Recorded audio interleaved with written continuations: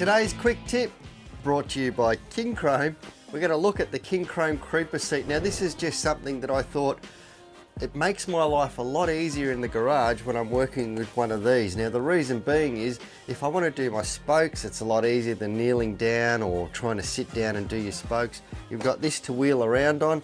Even when you're working on the engine or you're working on the chain or you're putting a wheel on or anything like that, it's so much easier with one of these. You can keep your tools in it. It's got a spot for tools.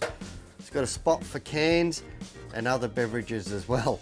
This thing is fantastic. It's made my life a lot easier in the garage.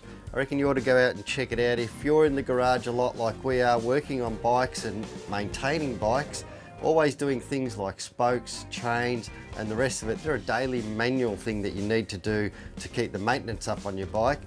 Have a look at one of these. It makes your life a lot easier, a lot better on your back too.